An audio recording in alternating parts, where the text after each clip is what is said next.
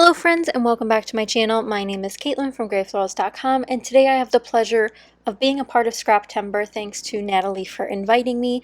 I'll have her video linked down below so you guys can check it out, and don't forget to check out her channel the entire month of January because it is a Scraptember Stash Bash season. She's invited so many great people to play along so that we can all bash our stash with different prompts each day. So if you haven't checked that out yet, I'll have it linked down below. There's also a Facebook group you can join to get more prompts and more inspiration. Today I'm working with my kit that I have for this month thanks to Mini Kit Monday Inspiration, and I have this really weird pattern paper, and I saw it and then I saw this photo and I was like, I have to try to use this crazy marble background paper from Webster's Pages with this beautiful cloud photo that I have and just make it work somehow. I thought it'd be a great challenge. And like I said, there's prompts every day for the month of January for stash bashing, and I'm happy to announce that today is stickers. And you guys know me, I adore my stickers. I love using stickers, and this layout, you are not even ready for how many stickers you're about to see. I didn't really know how it was going to turn out. I almost wanted it to be a different type of vibe than what it does become. I think there could have been a few variations that I could have pulled this off with to give it a different vibe, but as I go through here, my kit, I have a sticker book, I have a bunch of other stickers, and you'll start seeing me pull those together. But first, I thought my photo was a little bit too close to the background colors, so I decided to pull out my white cardstock and mat it with a small white border. I know a lot of people who print photos at home do this naturally with their photo printing, and I think that's a great idea, especially if you find yourself doing that more often than not. So I'm just going to trim this paper down so it fits my photo perfectly. And you'll see that I have that one cutout that I just cut out earlier that says "Let Your Light Shine."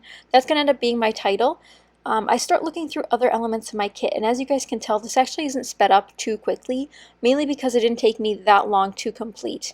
I thought about doing this nice butterfly thing, but then I didn't like the cream against the pastel backgrounds. I thought it was just a weird combo. Then I thought I should bring in some more of that teal color that's in the background, so I pull out the teal washi tape I have in this kit, and I hated it right from the start. I think it was the pattern more so that I didn't like, but I'll try to realign it, and I realize it's the pattern doesn't go well with the marble in the background, and it's just too much on top of each other. The color would have worked well if it hadn't been that pattern, perhaps. That would have made me a little bit happier.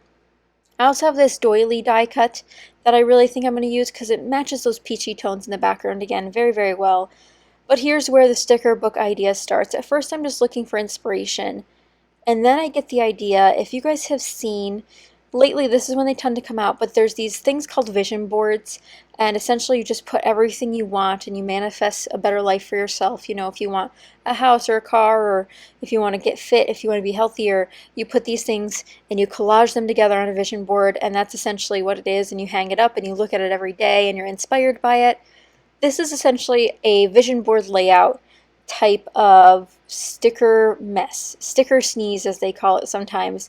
I really like how it turned out. Maybe I should have done a little bit more spacing, but I'm going to do a collage-like background, like a grid style almost, with a bunch of stickers from the Maggie Home sticker book. And if you guys couldn't tell, I love this sticker book to death. I know it's not fully in screen, but there are already so many stickers missing, but now there's a ton more missing. So if you have one of these sticker books, I highly recommend one of these types of layouts. And I think it might be a big jump to try to do it on top of pattern paper like I did, but if you do a white cardstock or a black cardstock, it'll be really, really impactful and really give you that collaged look that you might be going for. Now, I went with a clean collage look. I didn't do overlapping. I thought that might be too much for me personally. But when I started collaging, I started with some of the bigger pieces, and then I also analyzed what colors they were, what shapes they were, what size they were, and of course, if they were words or not, because I didn't want too many words next to words. But this does become a pretty wordy layout in the end. There's a lot going on, but I kind of like busy layouts, and I think that since this particular photo, at least right now, didn't spark a memory for me, it might have. I wasn't sure of the date. I'm not sure what happened on that date, but there wasn't a huge story to go with it. So if anything, I could journal on one of my labels that I put on here, or I could end up journaling on the back if I think of a story. But for now, I'm going to go to my sticker haven and stick away. Now, what I really like about this is I got to use a bunch of those images that I tend to neglect. The swans, the bunnies, the butterflies. I might even use a ballerina because I had no idea when else I'd use that. But I mainly got the color scheme from the background, which again is the Webster's Pages background there from A New Day collection, which is my kit this month. And so I'm going with those colors and then focusing them into a grid. So what fits where, and is it next to words? Is it next to something of a similar shape? Is it an organic shape or a square shape? And just really going at it. I mean, I tried to do a bit of spacing. I tried to keep blocky things away from other blocky things because I didn't want too much block and not enough organic. There's my little ballerina. She fits perfectly. And then I also want to get some different contrast values. So although I'm pulling the colors from the background, I also have the black contrast in my title at the bottom right, and then some contrast from the ballerina, the bunny, the XOXO, black heart, the chasing dreams, which could also have been my title. Some of the quotes have some black on them. I pull in one of these bears with a bow. When else am I going to use a bear with a bow? I mean, it just worked out so well, and it's honestly a great way to bash your stash, especially if you might want to capture someone's personality. You can gather a bunch of stickers that describe them. Maybe it's your son and you have one of those cool kid collections with all those different things like robots and dinosaurs and dogs and, you know, all sorts of boyish things, and you want to make a layout about him and his personality. Great way to do it. You can just put a bunch of stickers on the background, kind of put them in an order, so you can kind of see my order ends up being 4 columns. Some of those columns end up getting divided into a couple sections, but for the most part, 4 columns straight down, and that's sort of what gives me a little bit of sanity when I'm looking at this. I will say I think it looks crazy. After I finished it, I was like, wow, I went sticker crazy. This is sticker sneeze, but they were intentional and they were all in spots that I really loved. Now here when I'm moving them around, I'm just trying to organize the spacing a bit better because I have a couple that are, you know, further apart, closer together, just trying to make sure they're in a good place. Now these stickers were actually really forgiving. I talk a lot about how my Maggie Home stickers seem to be really thin, and I rip them quite easily. So here I didn't actually end up ripping any except the Chasing Dreams, and I ripped that when I took it off the backing paper in there, so that was my fault anyway. Here I'm looking for something else because I have 3 block pieces right there in the middle, so I'm looking for something to substitute. So I end up pulling out one of these little fawns, and it's a black and white plaid, again bringing in some more of that contrast that I think makes the background pop. And I'm also going to look for something else to pair with it, so it kind of breaks up this side. So I end up going with this bow, and I will say I'm not happy with the bow. I think that out of all the other colors throws everything off. It's definitely a peach pink instead of like the baby pink that some of the other pieces are. So it messed with it a little bit, but I'm okay with it. And like I said, these stickers were very forgiving. So I'm not sure why, but thank gosh for that, because a lot of these are only 1 sticker each, so I didn't want to waste them. And this also might be a great method to use on cards. So if you're looking to make a card background, a couple stickers covering a card base, you know, that go with the same theme, maybe from a sticker book or just a stickers collection, and, you know, putting a doily on top with a sentiment in the center, that could be a quick card.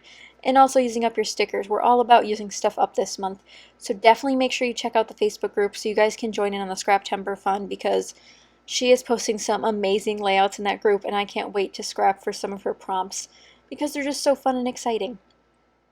Here's where I start rearranging yet again. Here's where I get a little crazy and I start adding things where I probably shouldn't have. I think I went a little bit too crazy. I added a heart on the left hand side next to the bow. The heart has a darker pink in it, which I really like because that dark pink is in the background. But then I add this other bow, and now I'm up to 2 bows. And they're fairly close together, and they're different shades of pink. And I don't hate how it came out, I just think I should have left the spacing the way it was.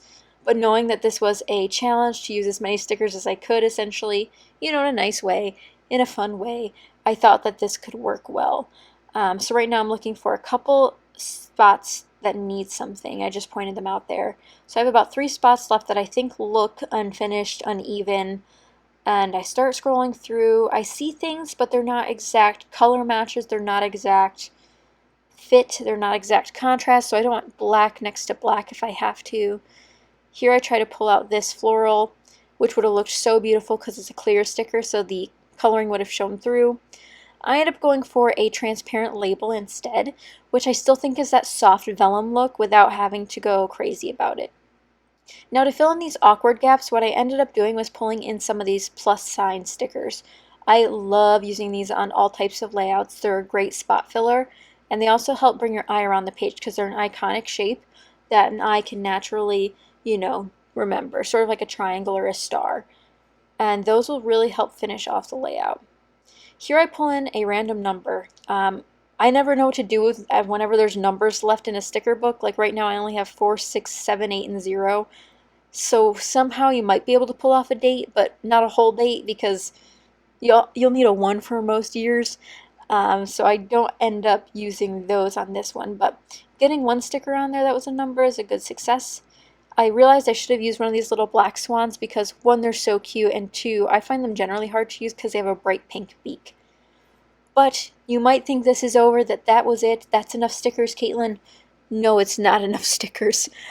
Even though this is almost a sticker exclusive layout, minus the cut apart for the title and the cardstock for the background and matting my photo, I'm going to put the date on here with these stickers from the same collection, A New Day, and that's from Webster's Pages. And they're a nice peachy color, which helps bring contrast to all the pinks and mints, because there is peach in the background somewhere in there.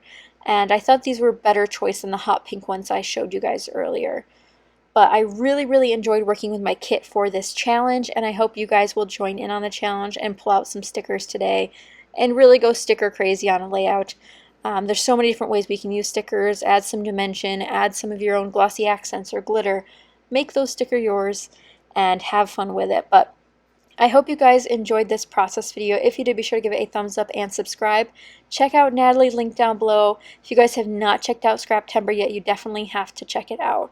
But thank you guys so much for watching. Here's my sticker hoard, and I'll see you guys again soon. Bye!